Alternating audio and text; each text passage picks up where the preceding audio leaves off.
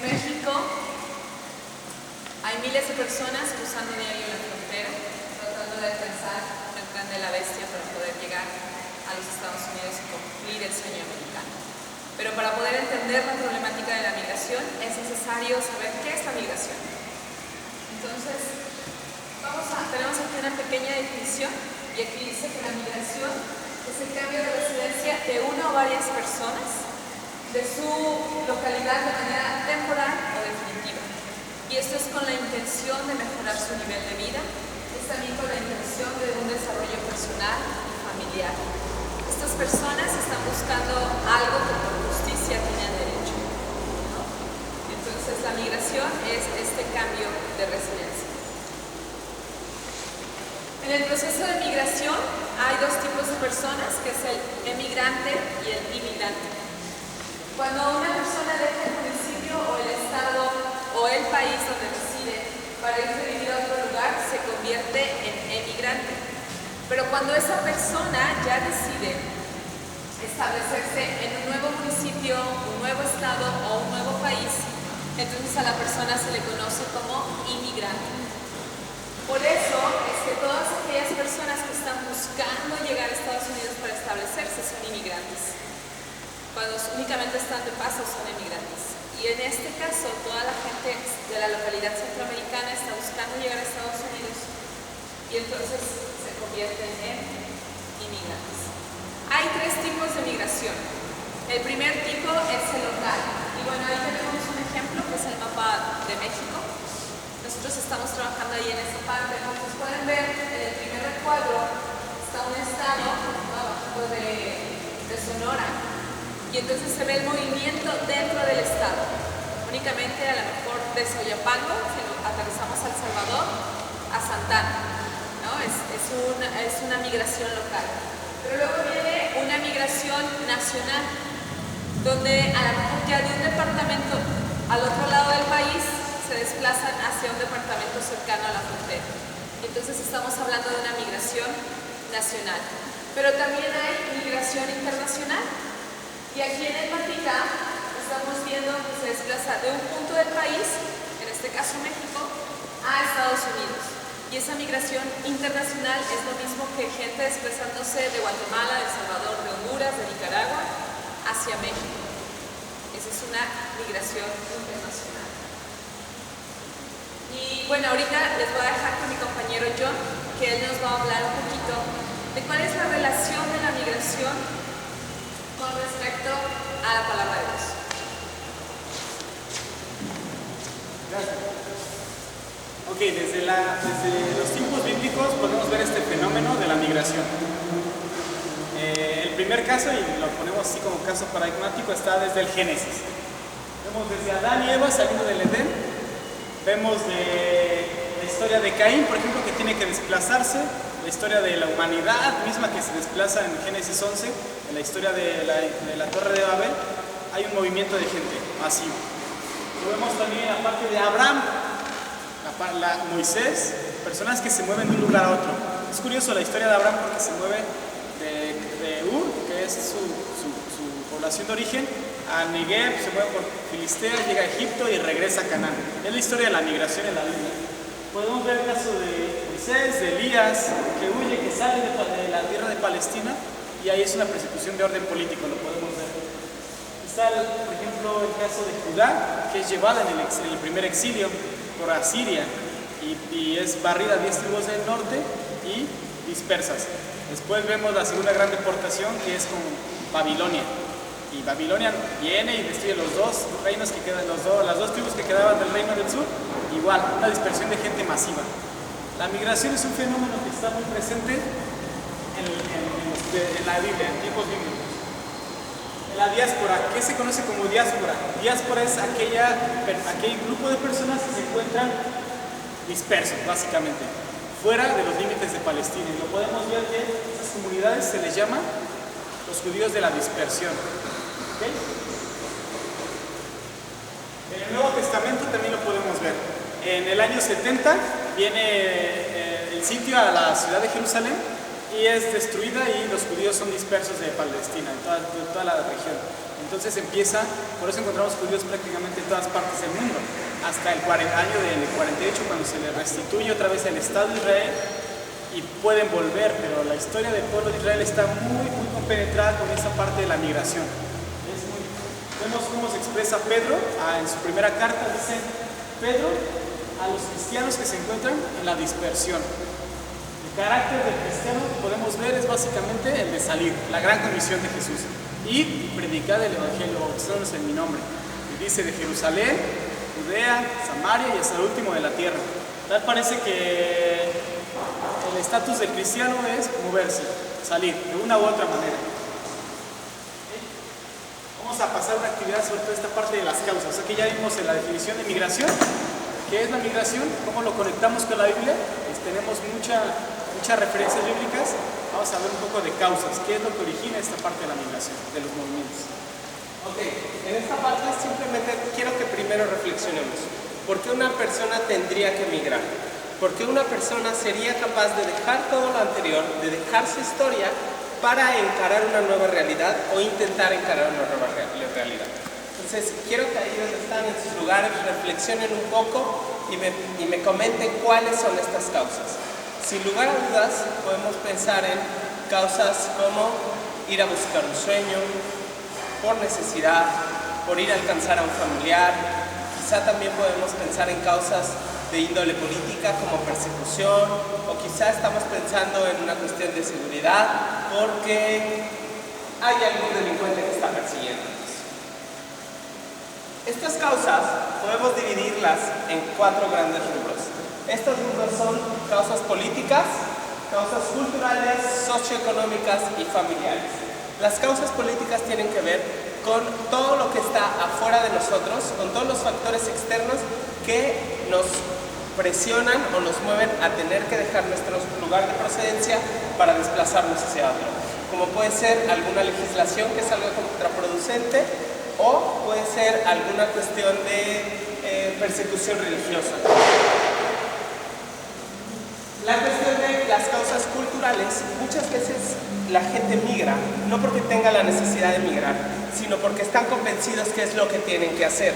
Lo hizo mi abuelo, lo hizo mi papá, ahora me toca a mí intentar migrar. Es una cuestión cultural que está muy arraigada en el corazón de todos nosotros. La siguiente es las causas socioeconómicas, y sin lugar a dudas ese punto es el más doloroso para nosotros, porque sabemos que a veces el dinero no alcanza, sabemos que a veces la situación no es lo más próspero y tenemos el anhelo o la opción de migrar buscando tener mejores recursos para dárselo a nuestra familia. Y la última es causas familiares. Hemos escuchado multitud de historias a chicos en la estación migratoria a la que visitamos, donde ellos nos comentan y nos dicen: voy a alcanzar a mi mamá, pero nunca la he conocido, entonces quiero conocerla. O a la inversa, se fue mi esposo y quiero alcanzarlo. O la mamá que quiere alcanzar al hijo que se fue hace tiempo. Hemos conocido señoras de 50 o 60 años que están intentando migrar porque quieren conocer a su familia, quieren estar en contacto con ellos y a veces conocer a sus nietos que nacieron allá. Estas causas, sin duda alguna, las vemos en la Biblia. Estas 4 causas tienen años y milenios dentro de la sociedad. Entonces tenemos la historia de Abraham que migra por una cuestión cultural. Dios le hace un llamado a Abraham y le dice: deja la casa de tu padre, sal de la tierra de tu parentela y entra a esta tierra que yo te daré. Sin lugar a dudas, esto es un llamado importante a que Abraham viva de una manera diferente. Si hacemos una remembranza, Abraham nace en Mesopotamia, en la tierra de Ur. En ese momento, hace como 4.000 años, en la tierra de Ur existían más de 5.000 deidades. El papá de Abraham probablemente ha de haber adorado a más de 5.000 dioses. Y Abraham, por consecuencia, sabía esta adoración. Abraham es llamado por Dios a dejar todo eso. Cuando Dios le dice: sal de casa de tu padre, no le está diciendo solo deja tu familia, le está diciendo deja esa antigua manera de pensar en la que tú tenías que hacer algo para estar bien con los dioses y entra a una nueva manera de pensar. Cambia tu cultura, cambia esta manera, vas a dejar esta cultura anterior para entrar a una nueva. Abraham migra por una cuestión cultural. Ruth es un caso muy específico porque Ruth sigue con Noemí. A pesar de que su familia murió, a pesar de que su esposo muere, ella regresa a Belén con Noemí, que es su familia. Ella pudo haberse quedado en su pueblo, pero ella decide regresar con Noemí. Ruth migra de su tierra natal por acompañar a su suegra Noemí. Y obviamente allá sabemos lo que pasa en la historia con Boaz. Sin embargo, es una cuestión de migración familiar. Después tenemos a Rebeca. Rebeca es otro caso porque sabemos la historia de Rebeca en esta cuestión de Isaac. Isaac se quiere casar con una mujer, pero no puede ser una extranjera. Entonces Abraham lo que hace es mandar a que le traigan una mujer de su propia tierra y eligen a Rebeca. La migración de Rebeca es una cuestión socioeconómica, migra por esta cuestión. Y por último tenemos la historia de Jesús. A veces nos preguntaremos, ¿Jesús no migró? Claro que migró. Jesús cuando tenía 2 años tuvo que migrar, tuvo que escapar del rey Herodes, que mandó asesinar a todos los niños menores de 2 años.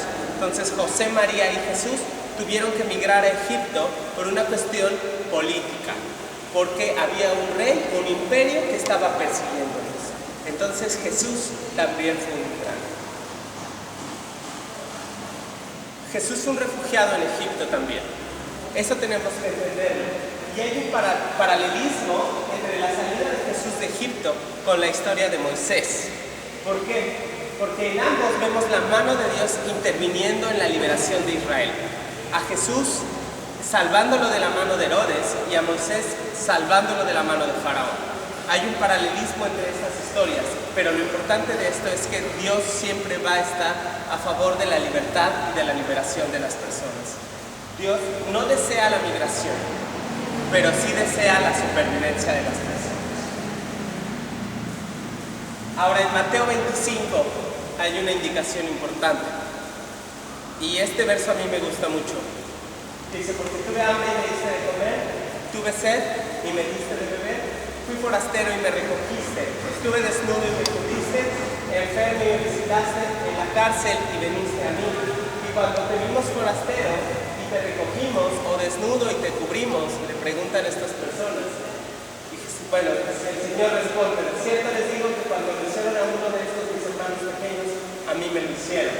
Porque si tú y tu pueblo lo hacen y ellos me piden ayuda, yo atenderé a su pueblo. Sin lugar a dudas, Dios está a favor de proteger al desprotegido. Tenemos una responsabilidad con la migración. Tenemos algo que hacer con estas personas que están sufriendo. Y bueno, ahora los voy a dejar con mi hermana Liv para que les hable un poco a esto. Ok, vamos a hablar de cosmovisión, y cosmovisión es algo que yo creo que es el corazón, el centro del problema, o más bien de muchos problemas. ¿Qué pasa con la cosmovisión? Primero, pues tenemos que pensar en que el migrante, cuando estamos en México, pensamos, bueno, el migrante tiene una cosmovisión, pero también la gente en la iglesia, que debería de estar respondiendo a esa migración, tiene una cosmovisión. ¿Cuál es esa cosmovisión y cómo esa cosmovisión afecta cómo hacemos nuestra labor con ellos? Bien, la cosmovisión es una palabra que está formada por dos, para hacer la redundancia, por dos palabras: cosmos, que es mundo, y visión, que es obviamente nuestros ojos. ¿Qué quiere decir cosmovisión? De una manera sencilla es la perspectiva o la manera en cómo estamos viendo el mundo. Por ejemplo, si vemos esta imagen, y muchos la hemos visto, o quizás algunos no, pero lo hemos visto, y quienes la hemos visto, ¿qué vemos ahí? Dos opciones. Por un lado, una mujer joven, y por otro lado, una mujer anciana. ¿Quién ve a la mujer joven? Levanta la mano. ¿Quién ve a la mujer anciana? Sí. A veces podemos ver las dos y muchos podemos ver solamente una. ¿En qué consiste si vemos una o las dos? En la perspectiva. En cómo nuestro cerebro incluso está trabajando, pero tiene que ver con perspectiva.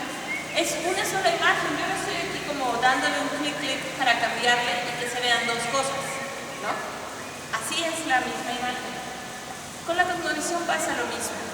La cosmovisión tiene que ver con la perspectiva con la que vemos las cosas que pasan alrededor de lo que nos rodea. Hay un mundo de definiciones de qué es cosmovisión. Sin embargo, quiero como que pensemos en esas 5 que vamos a pasar. Es la manera en cómo es un modelo que las personas llevamos en la mente. Un modelo, en otra definición, va a ponerlo como un modelo cognitivo. El otro puede ser un esquema conceptual, pero lo interesante aquí es que puede ser consciente o inconsciente. ¿Qué quiere decir esto? Que en realidad nosotros no vamos por la vida diciendo, esta decisión la tomo porque mi cosmovisión es aquella, o esta decisión o esta manera de ver tal cosa lo hago porque mi cosmovisión es tal, sino que es en muchas ocasiones, yo diría la mayoría, una cuestión inconsciente.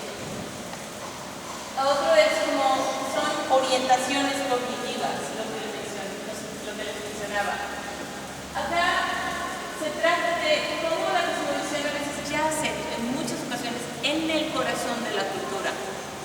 ¿Qué implicaciones tiene esto?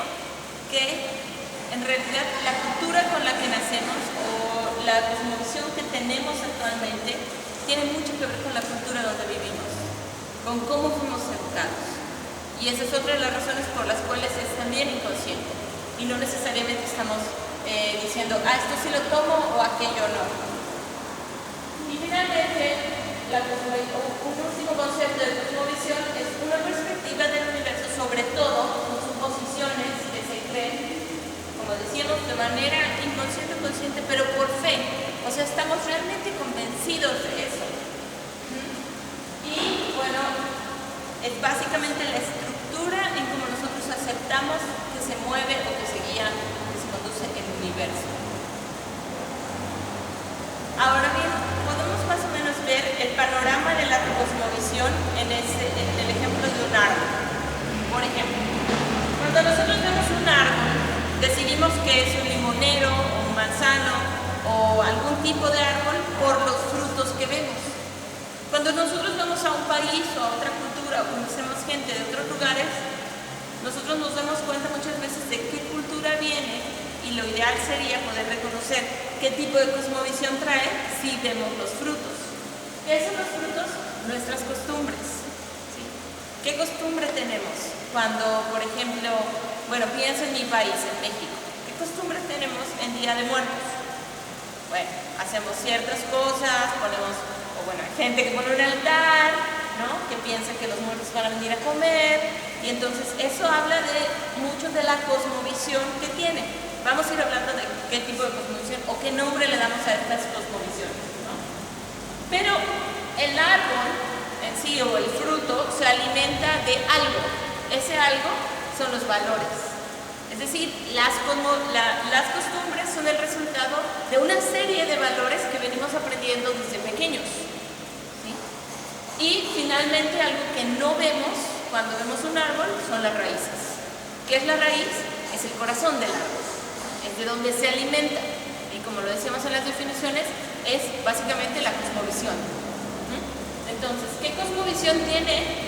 Va a definir qué tipo de fruto estás dando. ¿Qué tipo de fruto estás dando en la sociedad, en la iglesia? ¿Qué tipo de valores tienes? Y cómo ves las cosas y cómo respondes a las circunstancias. Algo muy interesante y por lo cual se han hecho agrupaciones de estas cosmovisiones es que la cosmovisión siempre va a responder aquí y en China o en cualquier parte a esas 4 preguntas básicas. ¿Quiénes somos? ¿Dónde estamos? ¿Cuál es el problema? ¿Y cuál es la solución? ¿Sí? Es por eso que vuelvo a lo mismo. Cuando estamos trabajando en iglesias o con personas de otros lugares que están en movimiento, como ya lo decía Jonathan y Paris, tenemos que pensar en, ¿cuál es su cosmovisión? ¿Sí? Por supuesto queremos pensar, quiero compartirle el evangelio a los migrantes o quiero hablarle de la posibilidad de no migrar a la gente de mi país. Pero tengo que empezar por la raíz.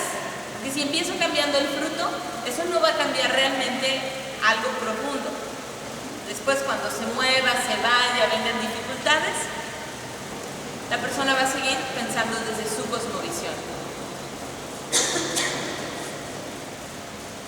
Esas son las tres diferentes, hay muchas más, pero esas son básicamente las tres cosmovisiones con las que podemos encontrarnos. La cosmovisión animista, la cosmovisión teísta y la cosmovisión secularista. ¿En qué consiste la cosmovisión animista? ¿A qué les suena? ¿Están muy animados? Ánimas, ok. Bueno, la cosmovisión animista o el animismo tiene que ver exactamente con eso. Las personas que tienen la idea de que todo tiene un espíritu en sí mismo. Si algunas culturas hasta quieren mover una planta y dicen, no, pero hay que pedirle permiso a la plantita, porque si se enoja y no le gusta a dónde la moviste, se va a marchitar, ¿no? Como si tuvieran un alma, ¿no? Estas son las personas animistas. O por ejemplo, no sé si aquí celebran el Día de Muertos, o bueno, en general, sí, ¿no? Las personas que ponen este altar, eso es una cultura animista, que piensan que esas almas van a venir y van a entrar a comer, ¿no? lo que dejamos, ¿no? Después viene la cultura secularista, que como vemos ahí, el hombrecito está talando el arbolito, ¿no? ¿Qué quiere decir esto? El secularista piensa que puede hacer, por decirlo así, uso y desuso de las cosas materiales, sin importar si estas van a poderse regenerar más o reproducirse. Lo que importa para el secularista es sí mismo. Una de las creencias del secularista es que él es Dios. Puesto que no hay Dios, puesto que todo es relativo, él mismo puede ser Dios. Y entonces él mismo puede decidir sobre la naturaleza o los animales, sin pensar en que, o sea, no tiene una perspectiva como la que ahora vamos a pasar a ver, que se supone que es la nuestra, una perspectiva o una cosmovisión teísta, en donde nosotros como creyentes entendemos que somos mayordomos de la creación, que el mandato de Génesis 1 es todavía una cuestión nuestra. El teísta entiende que es responsable por la creación, por el desarrollo de la historia de este mundo, ¿no? La construcción de una ciudad. En ese sentido, el teísta va a decir, bueno, empezó toda la historia de Dios en un jardín, ¿y dónde termina? En una ciudad, ¿no? ¿Eso qué significa? Del jardín a la ciudad sucede algo, hay una transformación, hay un progreso, hay un desarrollo. Entonces el teísta realmente está comprometido con ese desarrollo. Y no como el animista, que una de las ideas, por ejemplo, del animista o de los valores arraigados en el animismo es el pesimismo o el conformismo. Y en el secularista, completamente lo opuesto, ¿no? La ciencia tiene la razón, entonces si no es comprobable no existe, por eso no existe Dios, o la idea de todo puedo hacer uso sin pensar si eso es bueno o malo o algo que Dios quiere.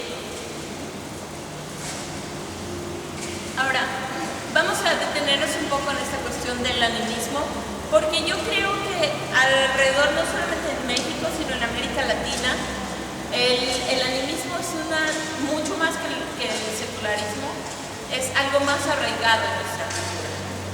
Ideas equivocadas han entrado incluso en nuestras iglesias desde la cosmovisión animista, como por ejemplo la creencia de que el que nace para maceta, el corredor no pasa.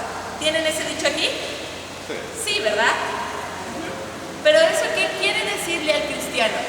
Tenemos un dicho en México que es muy parecido a esto, que es como el paralelo pero dentro de la iglesia, ¿no? Bueno, el dicho afuera sería hijo de tigre, pintito, ¿no? Y dentro de la iglesia lo que tenemos el dicho es hijo de pastor, de lo peor, ¿sí? Así decimos. Entonces cuando un cristiano piensa de esa manera, ¿qué es lo que está diciendo? Realmente Cristo no tiene un poder sobre esa persona, sobre el hijo del pastor. Porque ya nació hijo del pastor, ¿y qué le queda? Ser de lo peor. Eso refleja mucho el pesimismo y finalmente la raíz, que sería el animismo de la cultura, de un cierto tipo de cultura dentro de la iglesia. Esto pues realmente ha hecho mucho daño.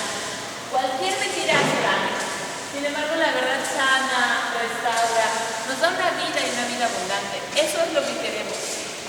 Una de las cosas en donde nosotros podemos realmente encontrar o aprender de nuestra cosmovisión y de cuál es nuestra cosmovisión, aparte de sentarnos seriamente a analizarla, es simplemente escuchar los dichos que hay. ¿Qué dichos usamos? ¿O qué maneras de expresarnos existen? A veces también escuchamos, por ejemplo, hermanas que dicen, bueno, es que esta es la cruz que Dios me dio, ¿no? El esposo que me pega, el esposo que me maltrata. Esto es vagar. ¿Qué es eso? Es también una manera de ver la vida como un animista. Un animista también piensa en esta forma en que las cosas no pueden cambiar. Las cosas son así hasta que Dios o los dioses o las ánimas quieran que cambie, pero yo no puedo hacer nada. Como teístas creemos que podemos tener una intervención dentro de este mundo, así como la tiene Dios, así como lo tienen los ángeles.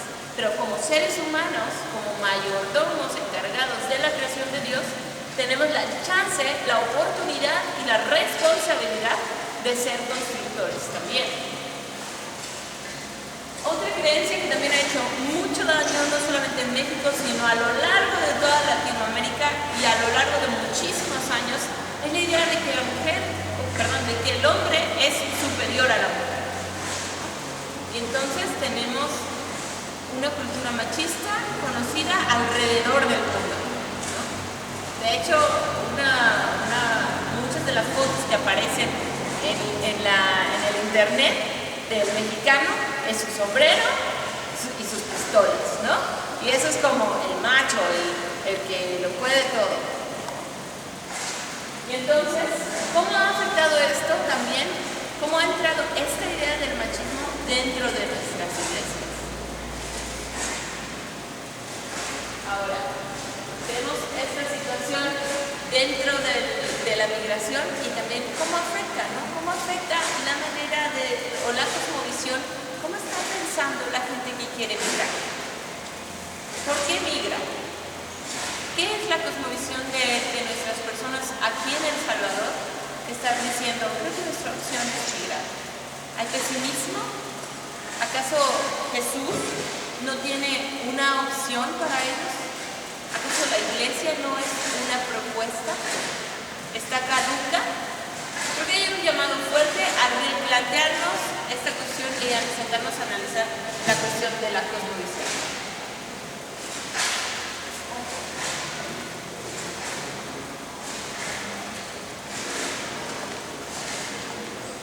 Bueno, ya vimos un poco del concepto que es la migración, un poco de cuál es la relación y vemos migración en la Biblia. Vimos que el mismo Jesús salió de su comunidad para ir a Egipto por una cuestión política y vemos que la perspectiva bíblica nos dice que sí hay esperanza en Dios. Pero entonces, ¿cuál es mi esperanza? ¿Cuál es la esperanza de estas miles de personas que migran todos los días? Y para poder entenderlo, vamos a hacer un poquito de historia. Y la migración centroamericana hacia Estados Unidos se ha dado desde hace más de 100 años. Países entre ellos como El Salvador, Guatemala, Honduras, Nicaragua han reflejado un flujo de personas increíble en los últimos 50 años. Todas ellas con esta idea de que la única opción de vida es el sueño americano. Pero la palabra de Dios no nos dice eso. Yo no encuentro ninguna parte de la Biblia que diga que solamente ese es el camino. Yo encuentro una parte que dice que Dios nos creó y que Dios tiene un propósito especial, pero entonces, ¿cómo lo estoy viviendo? Esta migración migración ha hecho que se dé el problema de la trata, que haya precisamente un grupo de migrantes que es el grupo vulnerable. Echándole una mirada a la historia, nos damos cuenta de que el sistema también político, económico ha fallado. Pero algo muy importante que les quiero compartir, tengo un amigo allá en México que está estudiando economía y él una vez en un estudio estábamos leyendo Romanos, me parece que es capítulo 13, y lo pueden checar en sus casas con más calma, ¿no? Y ahí dice que la obligación del gobierno es hacer justicia, pero que la iglesia fue puesta para liberar, para traer esperanza, para decirles sí, tenemos un Dios que quiere una opción diferente para él.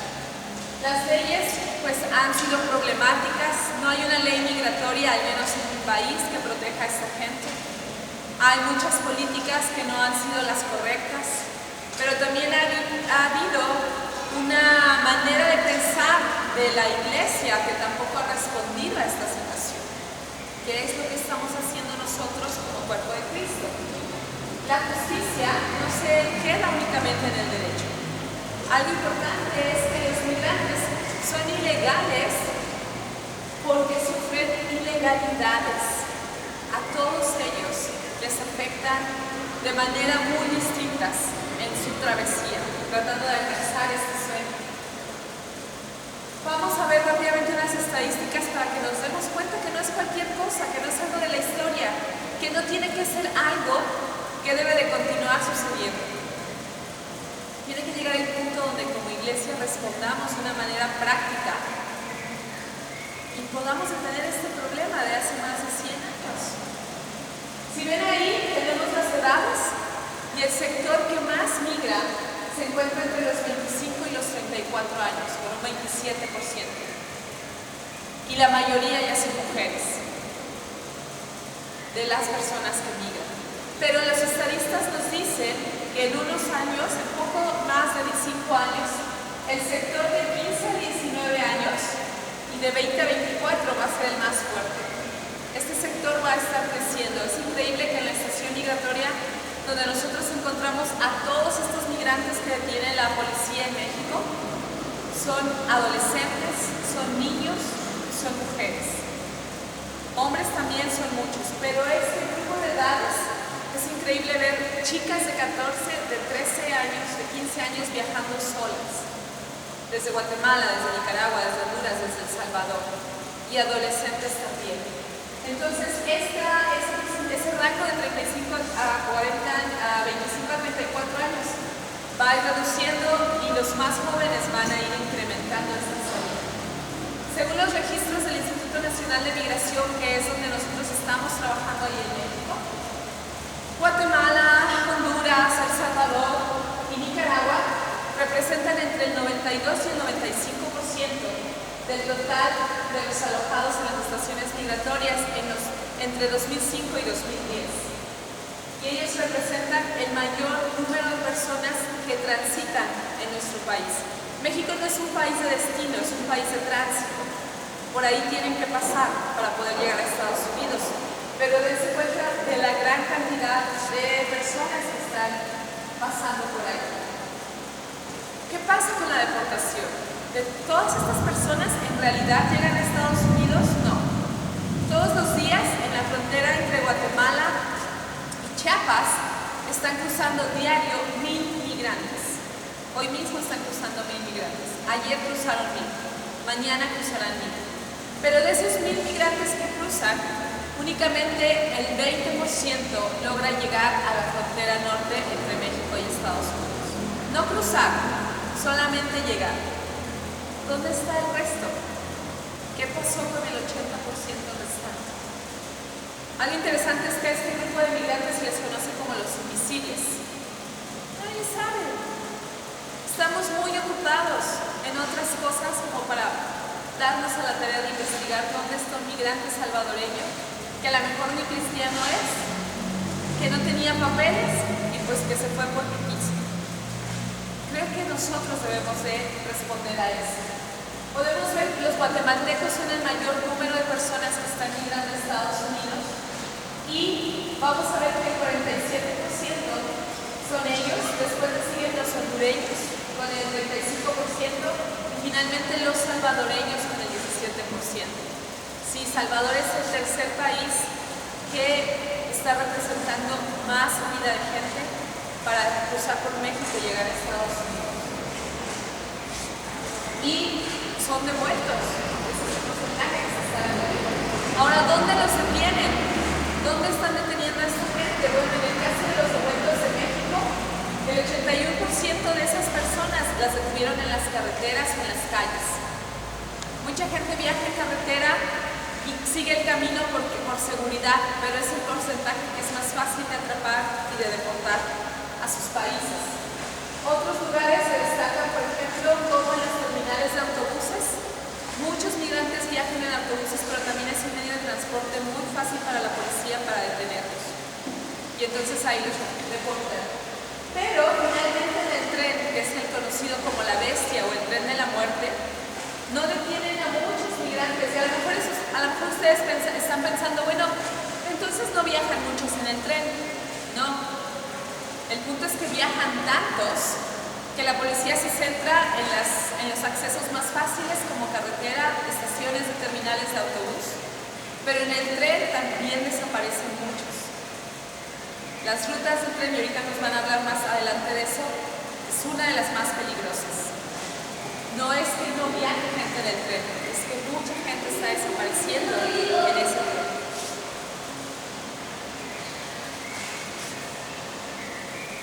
Y bueno, vamos a ver cuánta gente está... Ay, me adelanté mucho, perdón. ¿Cuánto tiempo dura ahí en México? Bueno, los migrantes tienen un promedio de estancia entre 15 de una semana a 2 o 3 semanas, ¿no? Para estar en el país. Su travesía a veces tarda de 15 a 30 días para cruzar todo el país. Entonces imagínense, son personas que ya llevan un mes fuera de su país tratando de cruzar México, que se han expuesto a muchos peligros y que muchos de ellos nos hemos encontrado en que también nos dicen, no, sí, yo soy cristiano, yo voy a una iglesia en mi país, en El Salvador. Pero entonces la pregunta es, ¿qué estamos enseñando como iglesia? ¿Qué cosmovisión estoy dando a mis discípulos? Jesús dijo, vayan y hagan discípulos y enséñenles lo que yo les he enseñado. ¿Qué estamos enseñando? ¿Cómo lo estamos enseñando? El 99% de todos estos migrantes permanecen menos de un mes en nuestro país, pero atraviesan situaciones bien riesgosas. Entonces, si se dan cuenta, es una problemática que tiene tiempo, es una problemática en la cual estamos todos y donde los salvadoreños están optando por ese sueño americano. Entonces, ¿cuál va a ser nuestra respuesta como iglesia? ¿Qué es lo que Dios me está llamando a hacer, a enseñar? Vamos a ver ahora esta parte, otra parte conectada con la migración en la Biblia. Ok, ya vamos viendo cómo se liga esto de la migración en la Biblia. Vimos algunos casos desde el Génesis, Éxodo y nos fuimos así hasta el Nuevo Testamento. Ahora, ¿qué demanda Dios? Ya nos introdujo un poco Leti a nosotros como cristianos, aparte de la cosmovisión que se expresa, que está basada en la Biblia, ¿cómo lo podemos ver en textos, digamos, en leyes que Dios da? Ok, Dios es un Dios que se revela y que dice al pueblo de Israel, amarás al extranjero porque extranjero fueron ustedes en tierra de Egipto. Ok, la base de nosotros como mexicanos, esto que este taller lo damos en México, es esta. Porque nosotros como iglesia cristiana sabemos lo que pasó al pueblo de Israel, el pueblo judío. Y al pueblo judío se le ordenó no solamente proteger al inmigrante, a la persona que va de paso, sino se le ordenó también amarla. Entonces nosotros como iglesia en México estamos haciendo la labor de ¿qué? Motivar, mover a la iglesia para hacer algo pro de los migrantes, porque es una orden de un Dios diferente, un Dios que se revela. Un Dios que se revela, que dice, yo soy un Dios diferente. Podemos ver los dioses del Antiguo Testamento. Ahí está Marduk, ahí está Astarot, ahí está Baal, ahí está Dagón. Hay muchísimos dioses que pedían sacrificios, que pedían que pasaran a sus hijos por el fuego, que los quemaran, y Dios no. Este Dios es un Dios que da leyes y que ve por los migrantes, por los más pequeños. Es un texto que me gusta mucho. El extranjero que reside entre vosotros os será como uno nacido entre vosotros. ¿Qué está ahí? Hay una equidad de derechos. Dios está dando al pueblo, aquella persona que venga y que habita contigo va a ser una persona como aquella que nació en tu propia tierra. Ahí Dios está emparejando la relación. Y lo amarás como a ti mismo. Vemos que aquí desde la ley, desde el Pentateuco, está esta cuestión de amar al prójimo. Porque extranjeros, ustedes fueron en tierra de Egipto. Ustedes ya saben qué es eso, por tanto deben actuar de una manera diferente. En Egipto, ¿qué pasó? Los esclavizaron. Ahora Dios es un Dios que se revela y que dice, ok, ya sabes lo que es ser un esclavo en tierra de Egipto. Actúa diferente y ámalo. No solamente una paridad de derechos, sino más allá. Otra vez, Dios articula una ley y desarrolla una ley genuina para el cuidado de los migrantes, de los pequeños, no solo de los migrantes, sino de las huérfanas, de las viudas. El mensaje profético, por ejemplo, recuerda el mensaje de Isaías, el verdadero ayuno es, y ahí viene listado, visitar al prójimo, partir el pan con el hambriento, acoger al desvalido en la calle. Eso es el verdadero ayuno, es la verdadera adoración que Dios pide. Amós hace una denuncia de las tribus del norte, de cómo vendían personas por un par de sandalias, dice. Los mismos derechos de las personas. Ok, en cuanto a la asamblea, otra cosita más aparte de decir hay una equidad de derechos es un estatuto habrá para vosotros y para el extranjero que reside con vosotros, que así como eres tú, así también será el extranjero. La amabilidad hacia el forastero refleja la actitud de este Dios. Dios no es un Dios oscuro, Dios no es un Dios pelado, Dios es un Dios que sí, se revela. La actitud de amabilidad hacia el forastero, el trato especial hacia él, es algo que refleja nuestro carácter, que refleja el carácter de Dios. Y además también al extranjero. Ok, vamos a ver un poquito acerca de las rutas. Vamos a ir ligando, vamos viendo cuestiones con Biblia, vamos a ir como haciendo este emparejamiento. Ok, entre las rutas principales de la migración se encontramos que el 81% de los devueltos por México viajaron en autobús o camioneta. Hace rato nos comentaba Leti que la mayoría de las personas viajan en el autobús. Sí, de los que Estados Unidos y México detienen, el 81% son devueltos por México. El 54% de los devueltos por Estados Unidos viajaban en el autobús. El tren fue utilizado por 14% de los devueltos por México. Parece que no son tantos, pero un poquito más adelante Lid nos va a hablar de dónde está ese resto porcentaje. Y el 10% de los devueltos por Estados Unidos viajó en el tren. Las rutas principales para viajar por México son dos rutas. La primera ruta es pegada por el Golfo de México, subiendo por Coatzacoalcos, por Orizaba, siguiendo hacia Tampico y llegando hasta Nuevo Laredo. Esa parece ser la ruta más corta en el tren, pero es la ruta también más vigilada. Y después tenemos la ruta que es del Pacífico, que sube por Arriaga, llega al Distrito Federal, al Estado de México, bordea hacia Oaxaca, sube por Jalisco y llega hasta Mexicali y hasta Tijuana, donde ahí ya está el cruce para California. Sin embargo, esta segunda ruta está dominada por los Zetas. Los Zetas en esta ruta están haciendo un cobro de $100 por subirse al tren. Dividieron el trayecto en 17 pedazos, y entonces multiplica 17 por $100 que tienes que pagar por ruta, son $1,700 por viajar por la ruta del Pacífico. Cuando analizamos las rutas y analizamos todo esto, podemos ver una relación interesante. El pueblo de Israel fue sitiado en un lugar estratégico en el mundo. Si en tu mente puedes hacer un mapa de dónde estaba Israel, puedes ver que Israel está en el centro, en la parte de abajo está Egipto, en la parte de arriba está Siria y en la parte sureste está Mesopotamia. ¿Cuáles eran los imperios más grandes Hace 4000 años, cuando Dios da al pueblo de Israel la tierra prometida, Egipto, Asiria y Babilonia. Estos eran los 3 reinos más importantes. ¿Y qué estaba en el centro? En el centro estaba Israel. En el centro estaba Israel. Si tú querías bajar de Egipto hacia Asiria, tenías que cruzar por Israel. Si tú querías viajar de Egipto hacia Babilonia, tenías que cruzar por Israel. Y viceversa, si de Asiria o Babilonia querías llegar a Egipto, tenías que cruzar por Israel. De hecho, había 2 rutas principales en Israel. Una que es la vía Maris, que va por toda la orilla del mar Mediterráneo, y la otra es la ruta de Jericó, que pasa por arriba del mar Muerto. Pero estas 2 rutas principales conectaban a todo el Medio Oriente. Entonces, estas 2 rutas lo que hacían era que conectaban al mundo. Conectaban al mundo.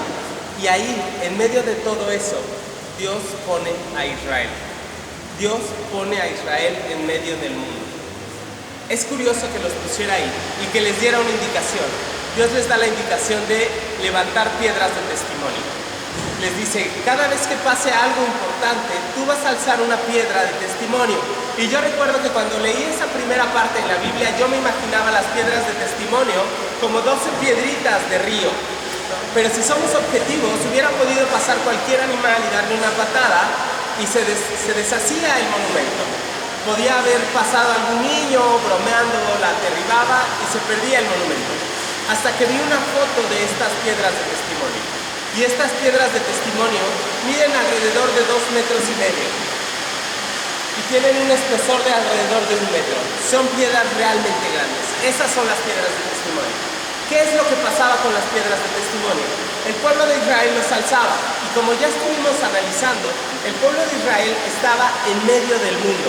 Si alguien de Asiria o de Babilonia viajaba hacia Egipto, tenía que pasar por Israel. Y cuando pasaba por Israel, podía ver estas piedras de testimonio. Y cuando las veía, preguntaba, ¿por qué está esa piedra ahí? Y el pueblo de Israel tenía la oportunidad de decir, porque tenemos un Dios que hace mucho tiempo nos sacó de la tierra de Egipto, y después nos libró de Faraón, y después hizo esta maravilla, y después nos hizo ganar esta pelea. Entonces, las piedras de testimonio servían para que todas las personas al verlas preguntaran qué pasó ahí. Estas piedras de testimonio estaban ahí, en el centro del mundo, para que todos las vieran. El día de hoy es igual, porque nosotros, como América Latina, estamos en el centro del universo. Todos quieren llegar a Estados Unidos, y la única ruta que pueden seguir es a través de América Latina. En la estación migratoria hemos conocido a gente de India, de Rumania, de Somalia, hemos conocido a gente de Camerún, gente de muchas partes del mundo que está buscando llegar a Estados Unidos y que viaja hasta Nicaragua y empieza a subir y cruza América Latina. Estamos en el centro del mundo ahora. Somos nosotros. Quizá no somos la potencia mundial. Israel no era la potencia mundial, era Egipto. Pero nosotros ahora estamos en el centro. Y el apóstol Pedro nos llama a ser piedras vivas. Dice, ustedes sean piedras vivas. ¿Cómo podemos ser piedras vivas? Haciendo lo mismo que hacían estas piedras de testimonio. Estas piedras de testimonio servían para que la gente preguntara qué pasó ahí. Y cuando nosotros somos piedras vivas, significa que nuestra manera de vivir le hace a otras personas preguntar qué pasó en esa vida, qué ocurrió en esta persona. Y entonces nosotros podemos decir, Dios hizo esto por mí, Dios actuó a mi favor de esta manera. Nosotros como piedras vivas podemos dar testimonio de lo que Dios ha hecho por cada uno de nosotros. Creo que ese es el objetivo de Dios para nuestras naciones.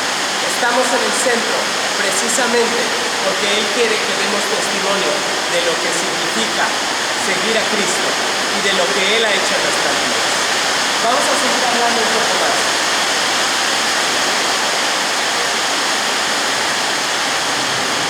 Hablemos un poco de la parte difícil, los peligros. Los peligros para el migrante son una variedad, pero podemos juntarlos más o menos en 4, y es como, son peligros que en realidad pues, son tristes, ¿no? Primero está el peligro de la corrupción.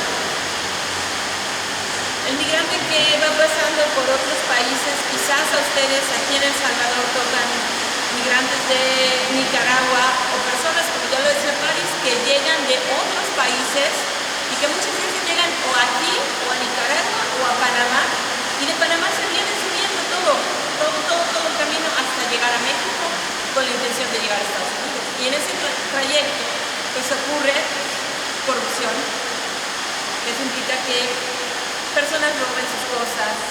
También está el gran problema de la trata de personas, ¿sí? Con esto viene el tráfico de órganos, también los secuestros, todo el problema en este caso, también por ejemplo el asunto de la cantidad de migrantes que mueren por causas de desastres naturales. O más que desastres naturales, en su trayecto encuentran situaciones climatológicas para las cuales no están preparados, ¿no? Todos hemos escuchado de migrantes que desafortunadamente mueren en el desierto por falta de agua o cuestiones así. En nuestra experiencia, uno de los peligros más graves que hemos encontrado es la cuestión de la trata. Muchas pandillas a lo largo del trayecto de aquí a los Estados Unidos secuestran a las chicas.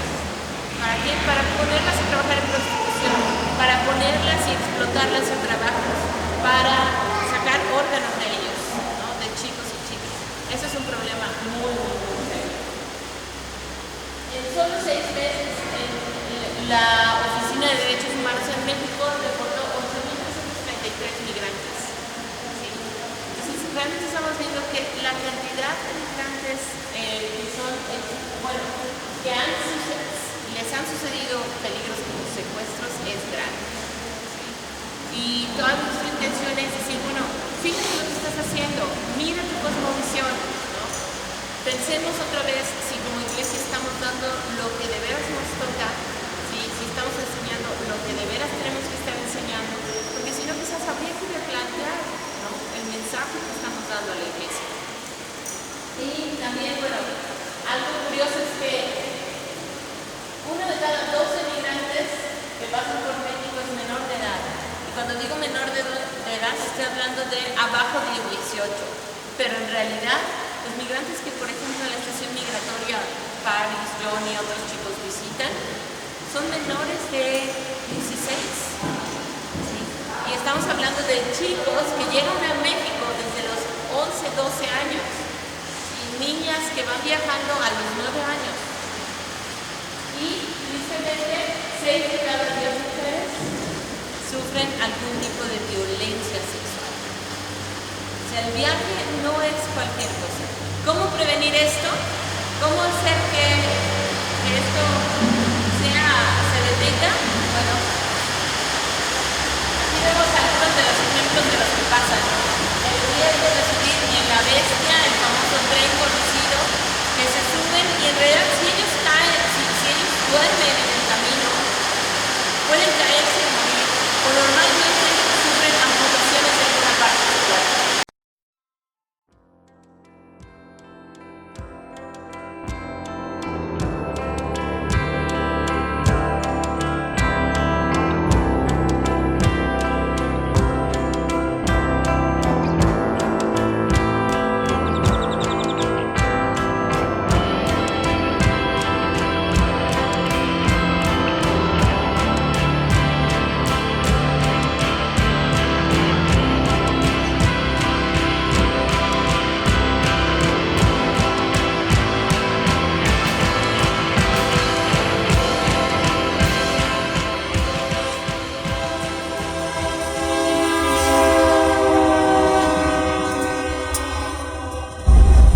Luego nos salí como a las 5 de la mañana y ahí que nos para el federal de ahí mismo de Pijiapa a Zetzatlán, y que dice que otros que ya 300 por cabeza. Eso así que pagar los 300 y seguir la extorsión. Pues que por mí que pensaran antes bien las cosas o sea, que pensaran bien antes de salir. Hay mucha gente, como gente buena que no es buena, como sí, gente mala dice a uno, sabes que yo te llevo, dame tanto aquí, tanto allá, y ahora como mi situación mía me dejaron botado. Son 30,000 que salen aquí adelante. Nos tuvimos problemas fue aquí en Pijijiapan, de Pijijiapan a Tonalá. Tonalá. Bueno, ahí comenzó a surgir el problema de que el pasaje normal es 30 pesos y como supuestamente por nosotros querían quitarnos 200 cabeza.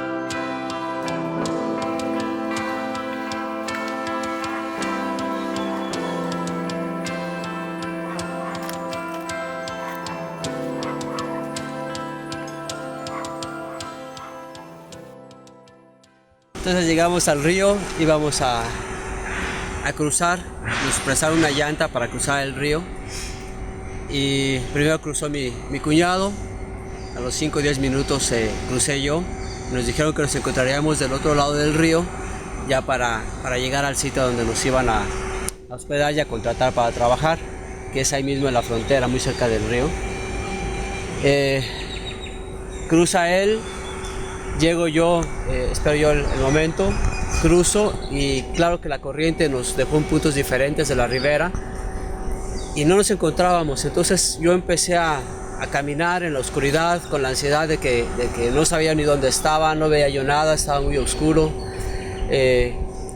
No podía yo hablar porque sabía que si gritaba o chiflaba muy fuerte podía llamar la atención de la migración. Así es de que entre espinos, todo raspado, con un miedo impresionante empecé yo a gritar ¡Sotero! ¡Sotero! Que así se llama mi cuñado. Y pasó, no sé, a mí se me hizo eterno, han de haber sido una media hora, pero a mí se me hicieron mucho tiempo. Hasta que escuché que él me chiflaba. Tiene un chiflido muy especial que... Dije, ya llegó. Y lo veo que viene caminando muy campante. Dije, bueno, este descarado, ¿qué le pasa? Y cuando me doy cuenta y salgo ya a su encuentro, me dice, cuñado, ya no corras, ya me agarraron. Y venía ya con las esposas. Atrás de él venía una agente de migración norteamericana. Y pues ni modo, nos apresaron, nos llevaron a migración de allá de Estados Unidos. Nos tomaron nuestros datos, nos ficharon y después de un rato nos fueron a dejar al puente. Nos regresaron a Matamoros nuevamente. Y ahí esperamos al siguiente día nuevamente por volver a intentarlo. No es igual como está uno en su casa, pues. No es igual porque duerme en la calle uno, sufriendo hambre, que riega su vida, que le peguen otro, que poquito que tenga uno por más porque lo vayan pidiendo. Los policías más tantito, nada más lo queda viendo uno, lo quitan su dinero.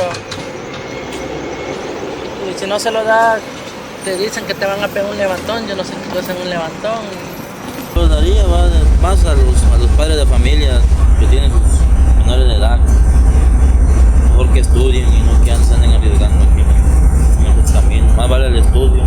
Porque después uno de pequeño dice no quiero estudiar. Pero ya uno ya tiene la edad y dice no, pues ¿por qué no estudié?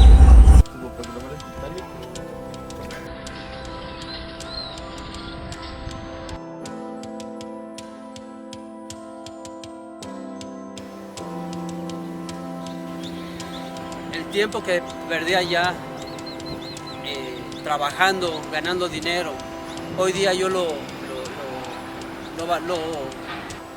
veo como un tiempo que perdí yo con mis hijos.